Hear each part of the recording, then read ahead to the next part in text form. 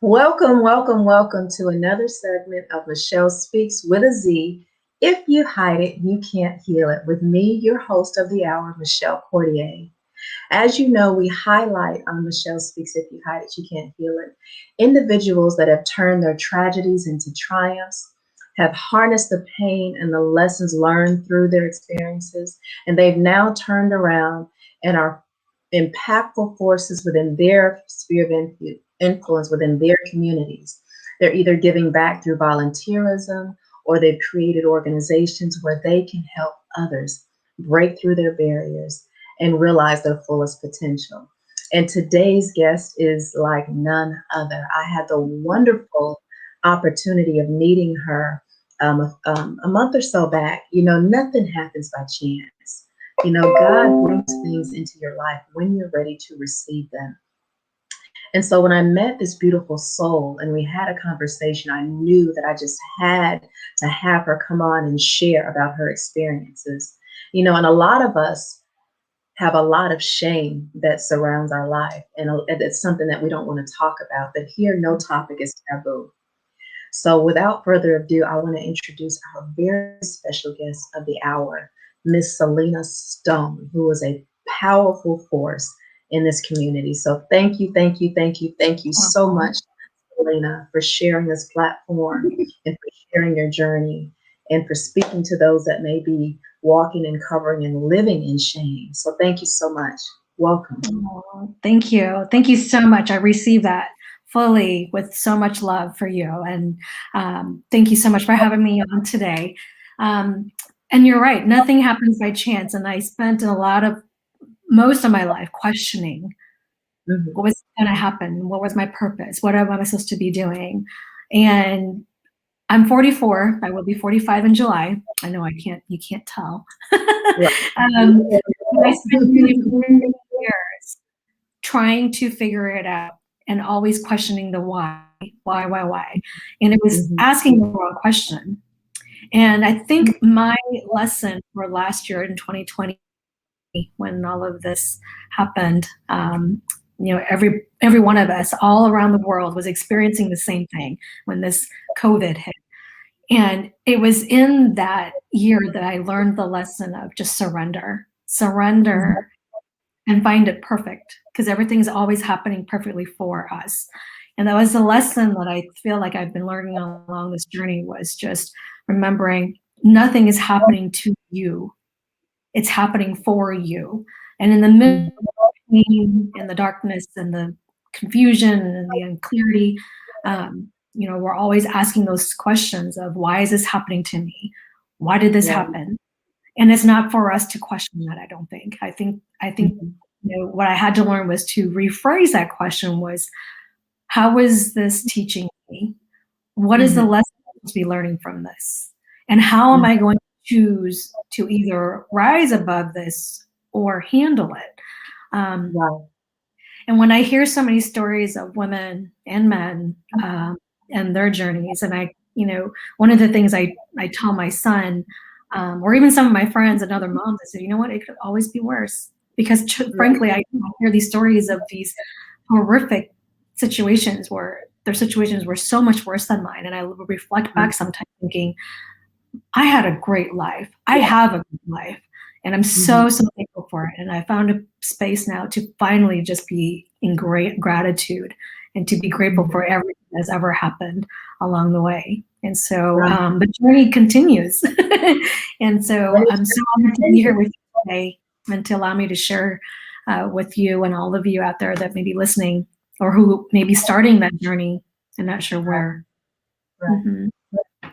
Well, thank you so much for sharing that, and I want to backtrack before I even ask who you are, personally, professionally, spiritually, because I was able to glean so much from you during the time that we spent out on the boat, and we just kind of poured our hearts out to one another, and I just felt a connection, because you carried the shame of what you're going to share today for a long time.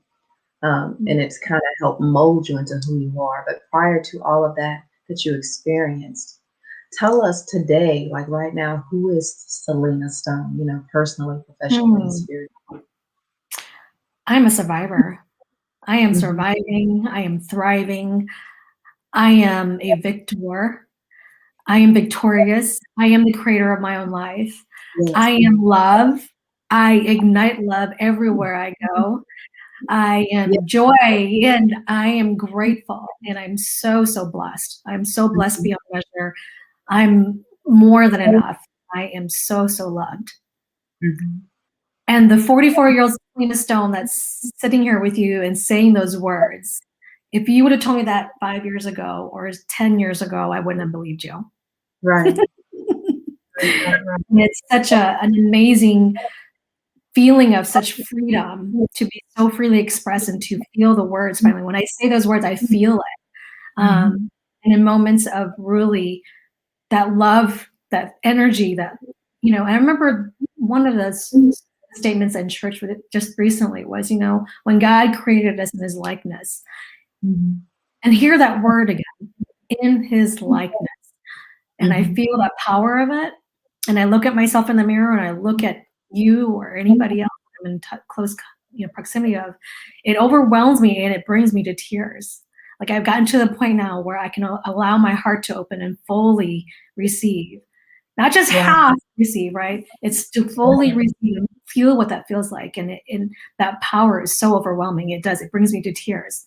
And so Yeah. when I can stand in the mirror and say, I love all of me, the good, the bad, the ugly, I love it all. And it's made me Everything's- who I am. Mhm. Yeah. Yeah. So, you know, the title of today's chat is A Shameless Veil. Mm. And before you get into how you've been impacted by the experiences that you experienced, can you tell us, what that veil has been in Yes. relation to what? Mm. It still it still ignites emotion for me. Anytime I'm asked to speak about this particularly. Um, and I came up with that title, so to speak, because when I reflect back at my life, um, I was raised in a culture where there are certain expectations of the role of a female and the role of a male. In the Asian community, and there's a stereotype out there, Asian women are supposed to be submissive. They're supposed to be, you know, just obedient. You're not allowed to have an opinion. You shouldn't talk back.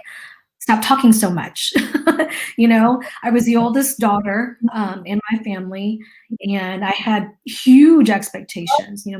We're first generation immigrants to the United States. We immigrated here to the U.S. I was born in Laos. My dad's from Thailand. My mom's Laotian, but we immigrated from Laos in '79. So I wasn't quite 3 years old. And so growing up in this country in a bicultural and bi-religious household, I was Right. struggling trying to figure out who was I supposed to be. At home, I was supposed to be this girl who, the oldest of three, I had expectations of, getting good grades, you help your mother clean the house, you cook, you take care of the men in your family.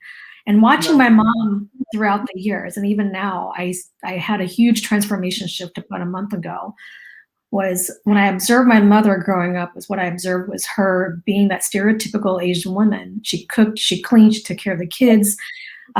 She would always hold back. She would never stand up to my dad, and she would never speak ill. She had this quiet demeanor of and I can compare it to Grace.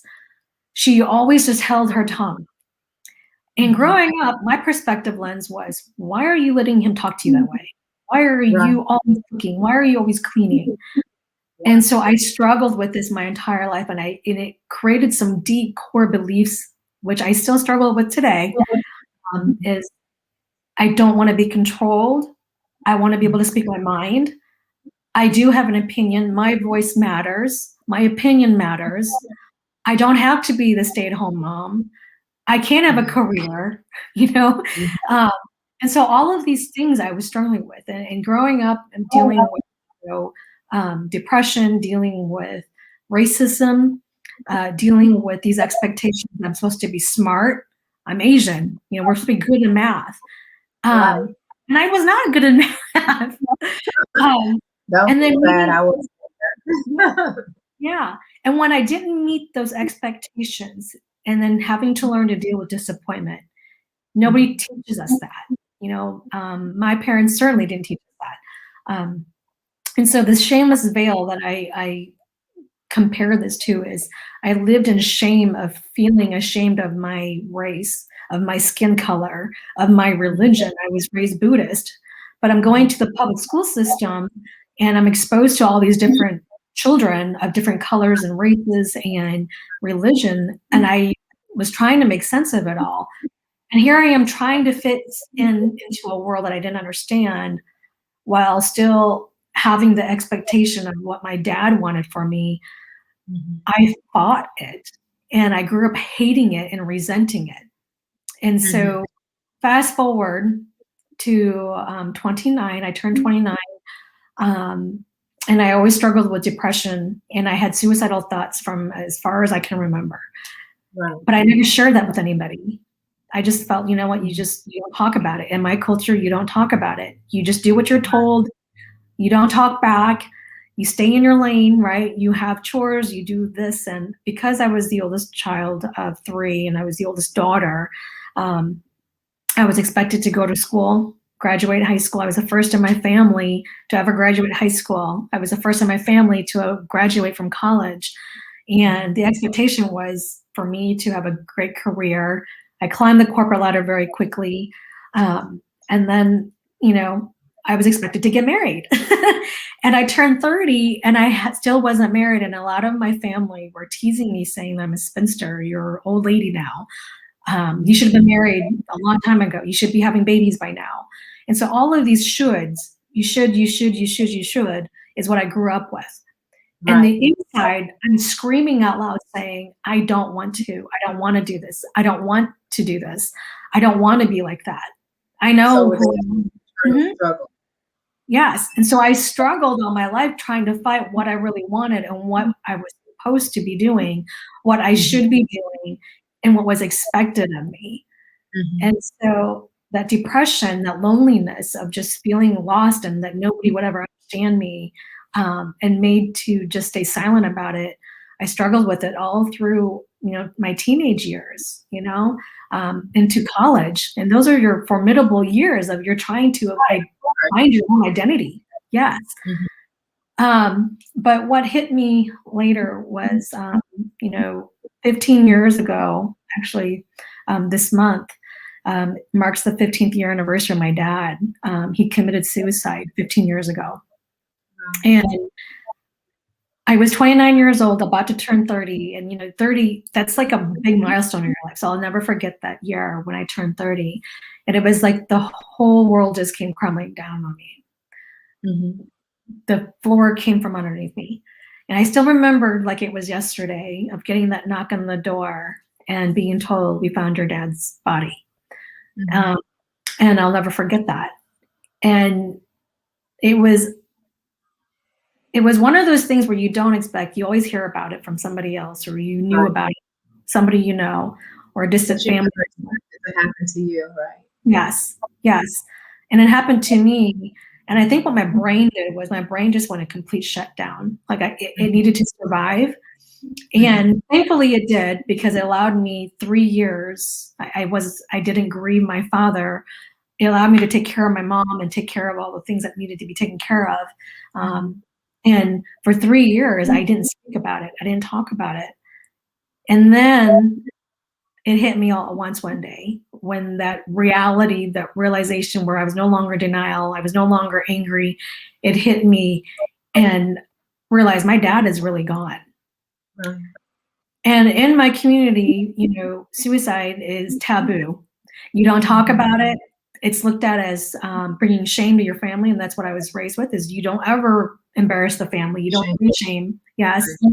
we don't talk about our dirty laundry. We don't discuss anything, and it's always about your children are doing great. You have a great job. You're driving a nice car. You live in a beautiful house. You know your kids. Right. It's always about the kids and whose kids are doing better than whose, right? And Right. so my family, my brother and my sister and my mother, like, you know, through the grieving process, we didn't really talk about it within my own nuclear family. We just didn't talk about it. The week after Dad's funeral was finished, we went on about our lives like it was normal. And I remember family members asking me, "You realize your dad's no longer, his spirit is not reincarnated because he took his own life." And I remember looking at that family member and telling her, "I reject that. I reject that. I don't believe that, because my father was a good man and he was harboring his own demons." Right. And what We I all can do. tell you now is I can look at him with love and compassion, because growing up, I didn't respect this man. I hated this person who controlled me. He controlled everything in his life. And I grew up Right. hating that person. And I shouldn't feel ashamed to say it, but I did. I felt ashamed to even speak it. And so now here I am sharing it with you. And I don't want to, you know, shame his memory in any way. But to be honest and authentic and transparent, it was, I was afraid of this man growing up. He raised with the iron fist, literally. And he treated the family. He worked hard. He was a hard worker. He was always working, made sure he could put his He was kids a first. provider. He He was was a a provider. provider. Yes. So knowing what I know now, I can look at this man with more love and compassion and understanding, and knowing that this man made so many sacrifices for his family and his children. And I have so much respect for him. But I didn't have that perspective growing up. I always experienced the pain and the lack of. And that's what I was focused on. And so the shame that I felt was feeling all of these negative things, feeling this hate, feeling this anger, feeling just discontentment, and never being able to share about it, and pretending on the outside to the outside world, I'm this perfect person who has a great job, who has a great career, has a great family, a perfect marriage. And on the inside, I was just not. I was Right. hurting, and I was living in shame, and I want carrying. Oh, go ahead. I wanted to highlight something that you said earlier when you were sharing about your upbringing and how that kind of shaped and molded who you were prior to, removing Mhm. that veil of shame. You said something about core beliefs that were ingrained in you. So what were some of the beliefs that were ingrained or that were taught because of your dad ruling with an iron fist that you Um, had to shift? oh, there's so many. I'm still going through those shifts, as you Mhm. said. Uh, my core belief was, love hurts. Mm. And here, the two most important people, the only people that I knew, was my mom and dad. And anytime I would get yelled at or spanked or beaten was because I did something wrong. And so my core belief I created from a very young age was I had to be perfect. I can't make mistakes. And that haunted me throughout my entire life, going through college and going through all the careers I've had. And being in a male dominated industry, I was never allowed to make a mistake. And I was so hard on myself. I had such higher standards and expectations on myself. And so, and many of you could probably relate to this, is, the worst person we are most cruel to is ourselves. The things we speak to ourselves, the things I said to myself, and the things that I thought about myself.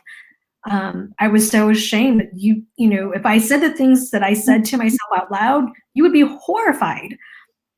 And Right. for me, it was, my belief was I never allowed myself a break. I didn't give myself a break. And so that was one of my core beliefs, was I had to be in control. I couldn't make a mistake. I couldn't look bad. I had to have the answer. I can't be wrong. It was always just, I had to be perfect.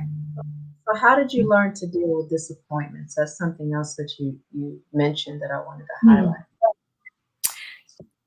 So the biggest, there were so many disappointments in life.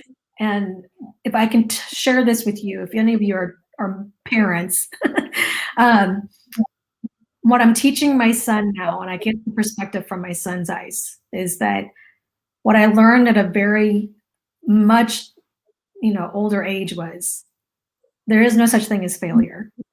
We're supposed to make mistakes. We are supposed to fall down.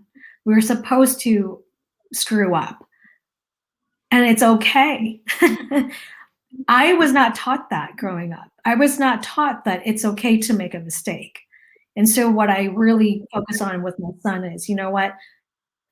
It's okay to make a mistake. That's how you learn. And when you make a mistake and you continue making the same mistakes, that means that you just haven't learned your lesson. Right. And so I look back at all the disappointments I've ever had, and I wish I had learned that lesson first, was it's okay to make a mistake. And so I didn't handle my disappointments very well until I discovered coaching and enlightenment and forgiveness. And like I said, this, you share this platform with your family, is this is such a journey. And even though I learned this at age 40, and my son is learning this since he was 3, it's okay. Everybody has their own journey. My journey was I needed to learn how to handle disappointments at a much older age. And So what it did, it brought so much what was suffering to myself. what was the thing that started you on the path, though? What was that turning point to start you on the path to learning how to deal with disappointments better and how to begin challenging your Mm. core beliefs or not, you know? You know what? It's funny. I hadn't felt enough pain.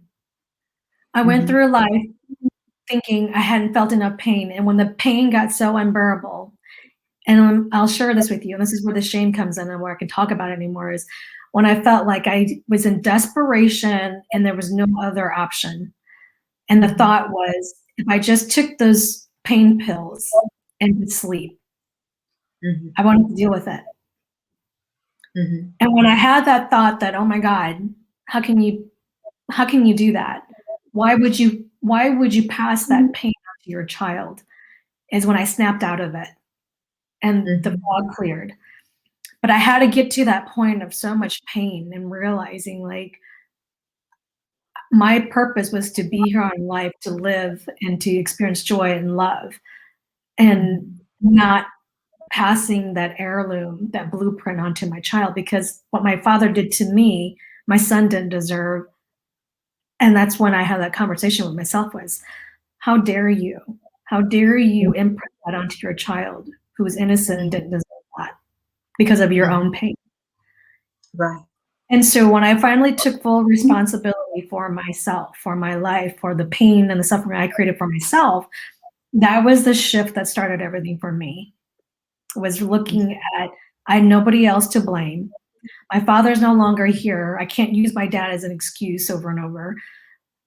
My Mhm. mother is, you know, a retired old lady. It's, my life, this is me. I'm in charge. This Right. is my life, and no one's going to be living it but myself. And I'm thinking, what am I going to do? Mhm. And it was that weekend that I didn't have my son that I had that conversation where I was just sobbing and just crying and feeling that pain.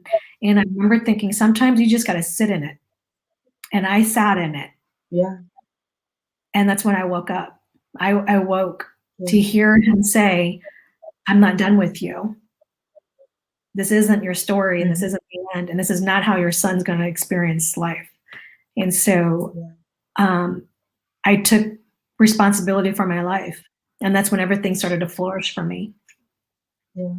You know, it's Mhm. so funny, Selena, as I was speaking to my guest previously, the thing that was resonating was it took something beyond her to pull her out of her cycle.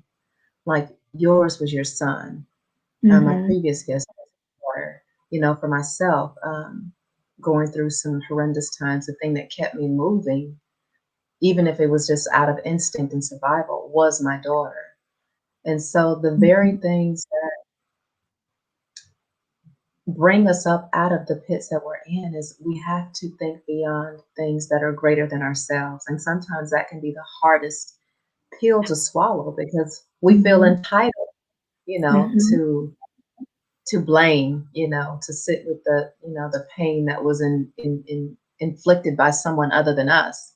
So yes, Mhm. I need time to lick my wounds, but often we get stuck in that. So I just, as I was listening to you share your story when we initially met, even though you're still on the journey, there's a light that resonates from within, you know. Yeah. And so, Mm-hmm. even in spite of all of the challenges that you encounter and still encounter, you know, as you continue on the journey, because you know we never arrive; it's a journey. What are some of the obstacles that you've run into and had to overcome to minimize the effects of the shame? Um, it's still always trying to figure out how to handle disappointments. You know, we have such expectations about how life is supposed to look like. We have this vision of, you know, always wanting it easy. For me anyway, it's like I want it easy. I don't want to have to work so hard. I want to Mhm. be happy. And I feel like every day for me to be happy, to find joy, it felt like such work. And I have these conversations with myself sometimes, and it's like, you know, what if being happy didn't have to feel so hard? Mhm. What if I can just wake up happy? You know, what if I can just find joy even when I'm having the most terrible breakdowns? Right. And so for me, it's asking different questions in a moment and Mhm. using my brain and telling my brain to think differently than I used to. Because the old Selena would have said, "Why is this happening? Why is this person Right. cutting me off today? Why didn't she like me? Why didn't she say hi?" You know? And now Mhm. instead it's, you know what, I'm a mature woman. I'm a 44-year-old woman, and I can ask myself better questions. And Mhm. sometimes I feel like when when other people are hurting you, they're the ones who need that love the most. And this is what I Mhm. tell my son all the time is, you know what? Some hurt people, and those are the ones who need the most love. So show them kindness, show them more love. And, you know, so for me, it's always asking myself, who do I want to be? And how do I want to be remembered? You know, my profession is I teach and I coach clients about marketing and branding. And your brand is really, you know, what is the experience you're giving people when they encounter you, when they see you, when they feel you, when they look at you. And it's always what are you leaving feeling like after they've met you? And so Mhm. the brand I wanted to ignite is, you know, no matter who it is and no matter what hardships they're having, is I always want them to feel like, you know what, Selena's touched me in a way with such light and grace and love and such understanding. Because it's all about, you know, who do you want to be, you know? And when I experience fear, sometimes it's me being somebody I don't like. And then I'm harder on myself. And so Right. this lifelong journey of lessons is learning, you know, who am I choosing and what am I choosing? Because it's really about choice. We are Mhm. in our own control of what we create. And for me, my declaration is I want to create more love. I want to create more peace. I want to create more understanding. I want to create more empowered people who love And themselves. how do you do that? It's a decision. Mhm. I'm saying, how do you do that? How do I do that? It's just a choice. I wake up in the morning and I smile, and it's just a choice. And I recognize the days when I don't wake up thinking that, and it's like, okay, why am I having such a horrible day? Well, I'm creating all this. Mhm. And it's I'm responsible for Selena. I'm responsible for Selena. It's Selena's responsibility to make herself happy, to make sure she's eating right, to make sure she's healthy, to make sure she's showing up for her son, to make sure she's showing up for her clients and her friends and her mother, you know, whatever that is. It's Selena's responsibility, and And, you know, take it's so responsibility. simple. It's so It's simple. We're simple. simplifying it, but how often do we overlook or neglect the simple things that will bring us happiness, Well, it's right? easier because it's easier. It's easier Mhm. to blame somebody over there. It's easier to blame my dad. It's easier to say, well, he didn't do this. Well, she didn't do that. It's easier to say, well, my coworker didn't, blah, blah, whatever that is. Mhm. If that's the way you want your life to feel and look like, that's fine. But I'm not judging anybody who wants to live that way. But at the end of the day, it's about who are you and what are you creating and what are you committed to? Mhm. It's an agreement with oneself. It's an agreement and it's a commitment to oneself. And so Love. what I'm committed to is I'm committed to happy, I'm committed to joy, I'm committed to love and thriving and flourishing and creating more wealth and abundance for others, not just for me. And right, the answer is so simple and it's right there in front of us and we Right. see it every day, but yet we think it's out there and it's not. And I spent my entire life looking for it out there. Everything begins and ends within. And you know, something you said, that word, that key word, commitment. But before we can commit to doing anything and anything, you know, for anyone else, we have to first commit to ourselves. And I think sometimes that's the hardest thing. Yes. You know, why do you think it's so hard to make that commitment to self? Well, you turn on the TV, we walk into this classroom, we walk into the office, we open the front door. And so what I share with my son and what I share with many of my coaches and my clients and my students is that, you know what, we are so programmed, even from a very early childhood. I mean, our parents are the first ones that imprint on us, right? I call it imprinting. We're programmed and we're imprinted from the people who are most close to us in our lives. It's our parents, whoever raised you, whoever's in your circle. It's everyday conversations with the people we talk to most. We're programming one another. Like right now, I'm programming you as you're listening to me. And, you know, it's so easy to get caught up in the everyday conversation, the conventional thinking, because this is the way we were taught and raised. It's our culture, it's our society, it's on our social media, it's on our phones, right? And so what I commit to is saying, you know, I have control over my time. I have control over what I consume. I have control over what I am ingesting, both mentally, spiritually, physically, and I can control those things. And when I take a look at what am I in control of and what am I choosing, you know, if I choose to eat a whole bag of Cheeto Puffs today, that's my choice. Right. I'm not going to feel guilty for it. But tomorrow, when I don't feel such, you know, I feel sluggish and I feel heavy, it's You my know fault. what? It was the choice you made. Yes. Yeah. You know, I have clients that tell me I have so many things that drain me of my time. I don't have time. I don't have time. And it's like, well, you know what? That's an excuse. You do have time.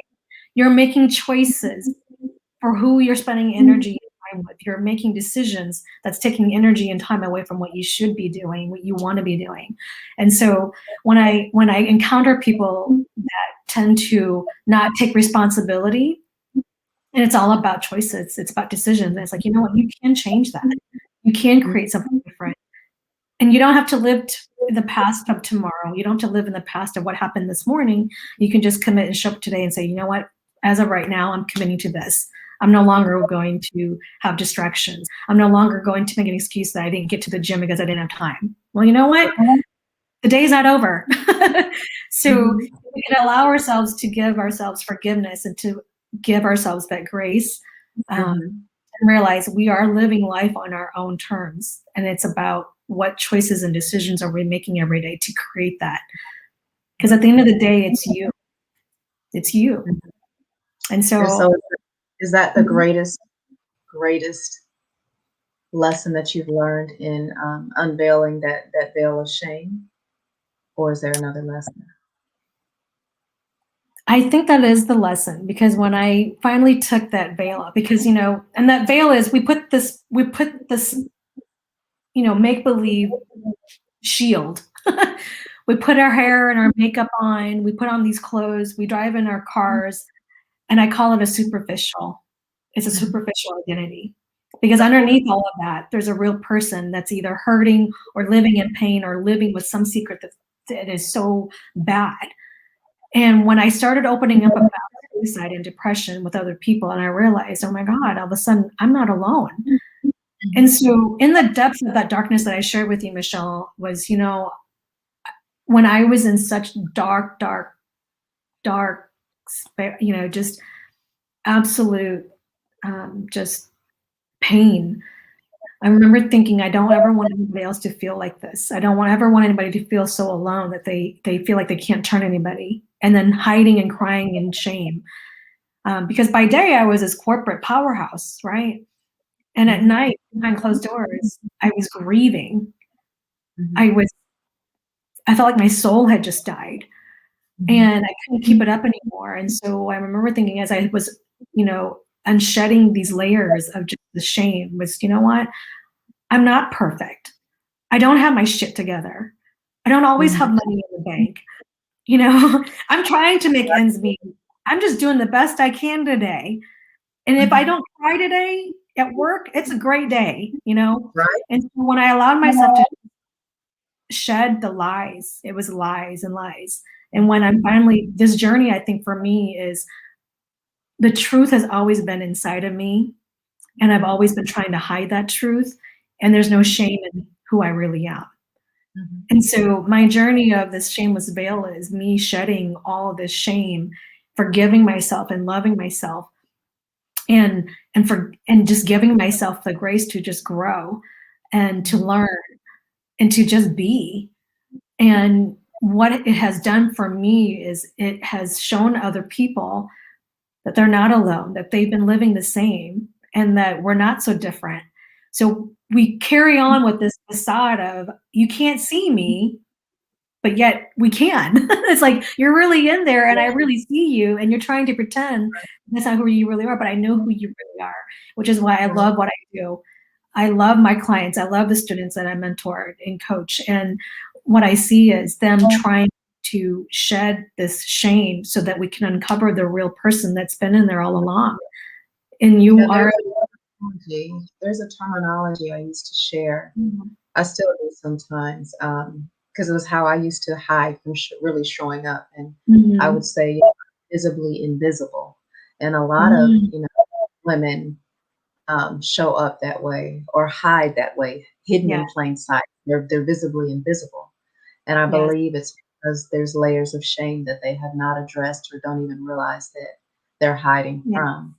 So, I'm so grateful that you had the courage to take the stance that you're taking, to help remove that veil of shame. Thank And you. so you're welcome, you're welcome. And so what in all that you shed and all the revelation that you're getting, all the growth that you're having, what has been one of your most defining moments in all of that on this journey? Michelle, I can't say there's been one defining moment because I've had so many moments that has defined Right, who I am. right. But I will share with you that the one lesson that I've learned was when I can not be afraid. When I can not be, when I can not be afraid of love. I cannot be afraid to be kind. I cannot be afraid to be myself. I think what has defined me and being a different person than I am now is that I have the ability to actually look at people now and not judge them anymore. And that lesson for me was because I was judging other people, I was judging myself most harshly. And the defining moment for me was when I could no longer judge myself, is when things started shifting for me, no longer judging me so that I have this feeling about somebody else. And that's really what it is when somebody is having judgment about you, it's about them judging themselves. So we're simply mirrors. And this Wait is a what minute, I I'm love. sorry. That was so good. That was so good. You have to say that again. Say that again for Which somebody that part? might not be. When someone is judging you, basically they're judging themselves. Yes. I grew up with this core belief that I was being judged. I was judged for my hair color. I was judged for my skin color. I was judged for my height. I was judged for my, my glasses. I was judged for the clothes I was wearing. And all of that was not them judging me. It was me judging myself, what I thought was good enough. And I kept seeing these little moments. Mm-hmm. And I remember finally taking responsibility and saying, why am I judging her? Right. I used to have this thing about blondes that looked like Barbie dolls. And it was me. It was me. I was Right. judging myself. And when and it's a layer, it's asking the better questions, right? And so for me right now, my journey is anything that triggers me and then a negative emotion that I don't like, that I don't want to be like, I'm going after that trigger and trying to figure out what is that all about, right? And so when I feel offended or when I feel disrespected, it's always a question about what am I making that mean? Why is that making me so angry? Why is that invoking such emotion in me? Because it's not about her, it's about me. And so, yes, what we create, what we have in our real life is a reflection of our inner world, the inner world. And it always starts with the inner work. My inner work was to stop judging myself, start loving myself, start forgiving myself, talk to myself with more love and kindness. And when I started doing that work, I started speaking that and teaching and treating other people with the same thing. And so the next thing you know, my outer world started showing up differently. And so when I no longer judged, passed judgment, when I no longer was afraid to just go speak to a stranger, it was opening up so many blessings and gifts into my life. And here I was, like, not allowing myself to fully feel and fully receive love. And for me, it was a journey of surrender, and fully receive his love. I haven't allowed myself to feel that love. So when I feel it, that's why it's overwhelming. That's why I cry all the time. Carter's like, why do you cry all the time? Because I feel love. Yeah. And You know it's what? such a powerful emotion. And people are so afraid of it. Yeah. You know what I tell people all the time, and then we had this conversation too when you talked about surrendered, and I have a hashtag for each year, and this year's hashtag is yielded and surrendered. But one of the most powerful, powerful, powerful, powerful things is to experience love, yet so many people shy away from it. And to feel the full spectrum of our emotions, because we've learned to suppress them for so long. Yes. But Yes. this thing, emotions are meant to be suppressed. I mean, expressed, not suppressed. And when we finally do suppress them, express them after being suppressed, it can feel overwhelming. So, that overwhelming sense of love that you're experiencing, I can resonate that, with you when you say that. Like, I can feel it. And, because I used to hate to cry. I don't know about you, but I thought it was a sign of weakness. But now, I'll cry at the drop of a dime. People will make fun of me, but I just love how you've come to a space where you can express, your emotions that God has given you to express, because in you doing that, you're helping others to be free, Thank you. to remove the veil. And I think that's where our greatest power comes from.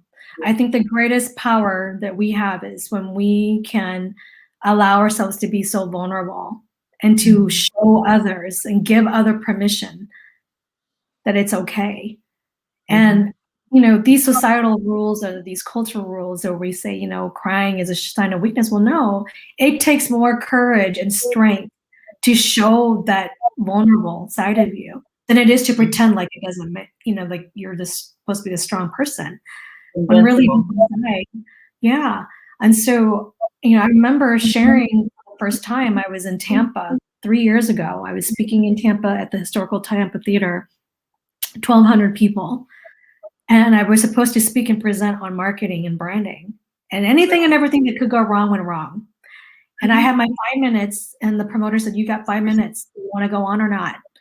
And in that moment, that defining moment was, I remember hearing God's voice saying, "Open your mouth." And I went on stage, I shared my story, and I cried on stage telling people the reason why I started this journey was because of my son, who was sitting in the audience at the time, and he was 4. And I said, I'm doing this for him. Because my entire life I was told I couldn't.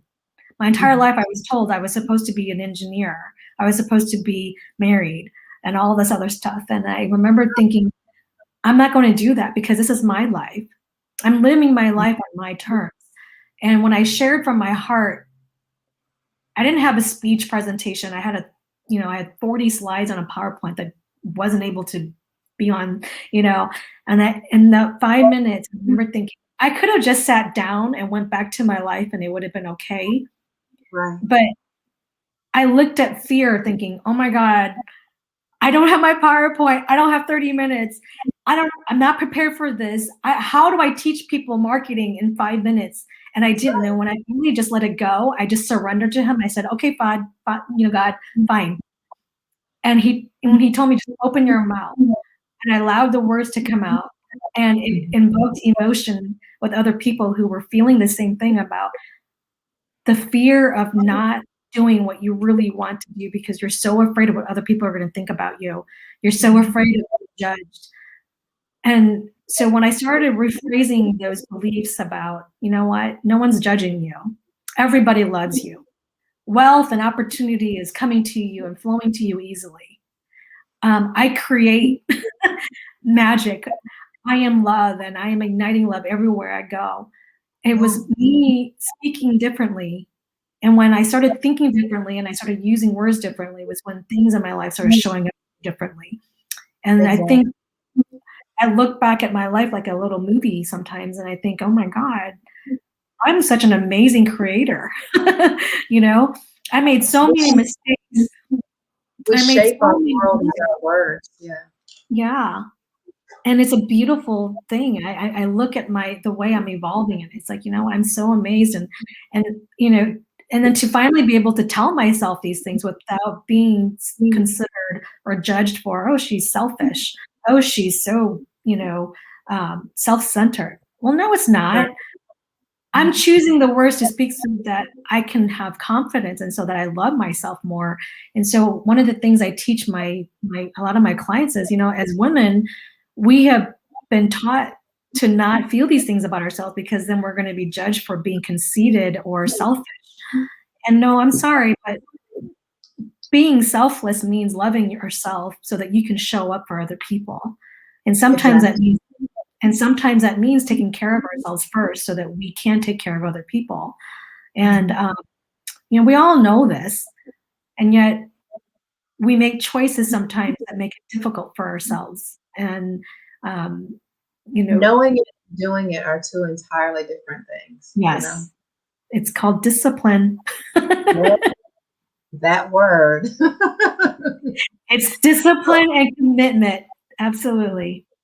So what insights can you share, with us on how we show up in life based on our past Mm. experiences and how we can shift that if those experiences weren't pleasant? You were born perfect in every way. You're Mhm. perfect. There's nothing for you to fix. You're perfect the way you are, and you're perfect the way you're not. And it's okay.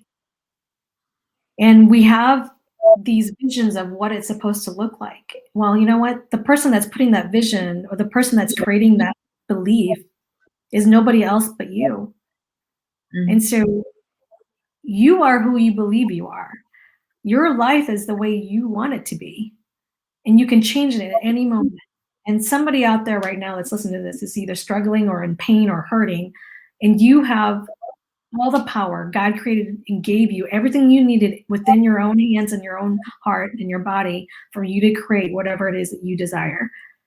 And all it takes is for you to have courage to just do it. Think Mhm. differently, speak differently, and commit to it. And when you fall down and you know, when you make a mistake, get back up and say, you know what, I learned how not to do it. You know, Exactly. relationships. I call it market research. There's intense market research in relationships, Right? whether it's professional or personal or romantic. You are doing some deep research about what to learn, right? I learned that when I don't allow my feminine energy to flow, I create more resistance in my communication and my relationship for understanding. I don't always have to be in control. I can allow my man to be the man, and I can be Well, okay with that. And please it say also, that again. Say that again. I can allow my man to be the man, and it's okay. Mhm. Because my core belief that I had to shift was I can't rely on a man. Men are controlling, men are evil, men are bad, men are going to hurt you. That's what I learned from a very young age. Right. Now, imagine feeling that and not ever being able to allow love or to feel love in your relationships. Mhm. My marriage, and it's me, I'm responsible. I did not show up as the wife that my husband deserved because I was so afraid of getting hurt. And it showed Mhm. up in so many areas. And so now I can be in a relationship, whether it's my friendship or my coworkers, or it's my coaching student or my son or my spouse, is I can still be loved and not be afraid to get hurt. Because guess what? You're gonna get hurt. It's gonna hurt. When things don't go the way we want, or when he doesn't do what I want him to do, sometimes it's gonna cause pain, right? And it's okay. And we were just having this conversation in the car the other day, was, you know what? My definition of love is sometimes we're not going to agree, and sometimes we're gonna have two different things and different thoughts or opinions or experiences. But just because we disagree doesn't mean that there's not love there, right?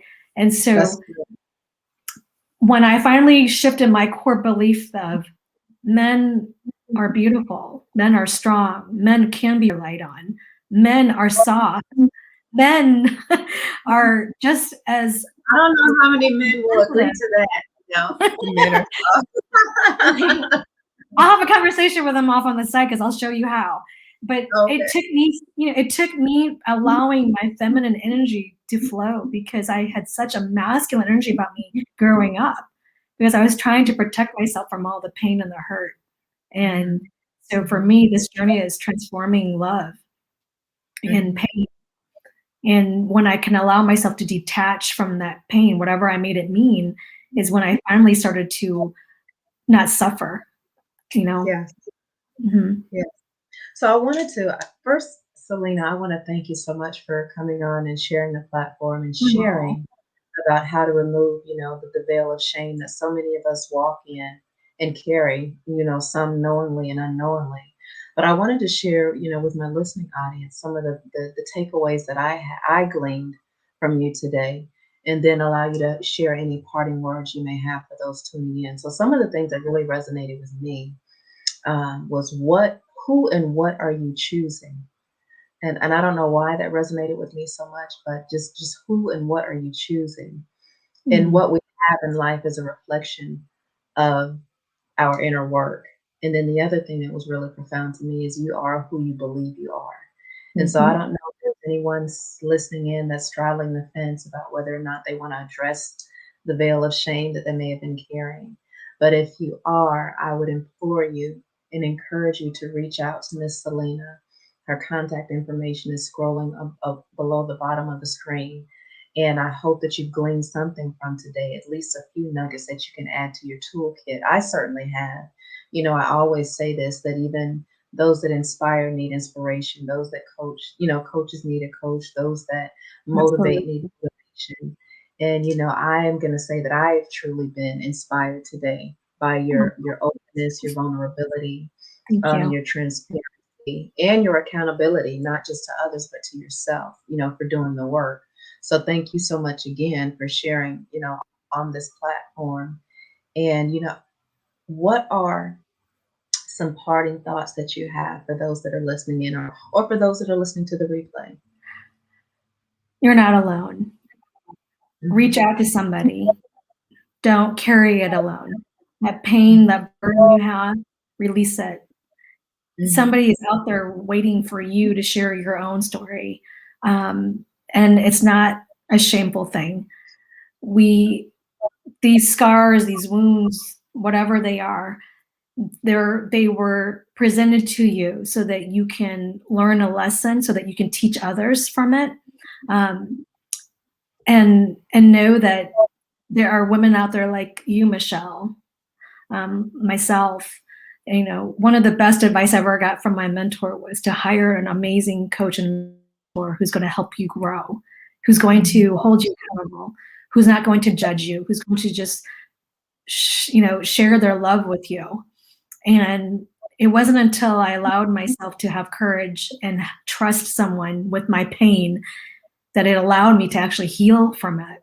And so what I love about our energy, Michelle, is that resonated with me was, you really cannot heal what we think is so horrible until we actually look at it and be honest with it, hold it, sit with it, share it, and all its beauty. Um, you know, Even when we think it's not perfect or that it's not right, and when it's not even pretty, just know that it's always happening for a purpose. There's a Mm-hmm. purpose for that. And there's a purpose for why people come and go in your life. There's a purpose for why that job, I've been laid off so many times. And what I look back now is, you know what, God did that for me. And he's putting me on this path with all these little stepping stones to get me to where I'm supposed to be. And so if I can tell you, don't question why. The question you should be asking is, how can I do this? How will I empower myself? How can I teach others? Who can I to come into my life that's going to show me? And so what I would say to you is just start with different questions, because it really starts with you. And you have the power. You have all the power and all the greatness inside you to create something different. Yeah. You know, I love it. because I you're love also it. beautiful. You're also beautiful. You're also worth it. And God would not have created us any other way. Right. Well, I love that. I love that. I love that it all ends and begins with you and everything else that you've shared that I've gleaned from. And I'm sure, my listening audience has gleaned. And for those that listen to the replay, again, make sure that you reach out to Selena Stone at stonemediasource.com or follow her on her IG, Facebook, and all of that. Give them your handle so that they can reach out to you. Yeah, so So you can find me at Selena Stone. I'm on Instagram, Facebook, LinkedIn. You can also search me by Stone Media Source, or my hashtag is branded in stone. You can find me there too. And Michelle, this has been a beautiful blessing and an honor to be here with you and your audience. And thank you so much for allowing me to share with all of you. I cannot tell you how grateful I am. My heart is so full, and I'm so beyond just grateful for you. Thank you so much. thank you. All I can say is my heart is full, and I feel like I've been fed and I'm inspired, and like I can take on the world. If I could run right now, I would. I can't right now, but I would. You're running So with for me. those, right, right. So for those listening, thank you again for tuning in to Michelle Speaks with a Z. If you hide it, you can't heal it. And until the next time, you guys continue to have a thankful Thursday, and make sure you reach out and connect with Selena, and be on the lookout because more to come. Take care, be well, and God bless.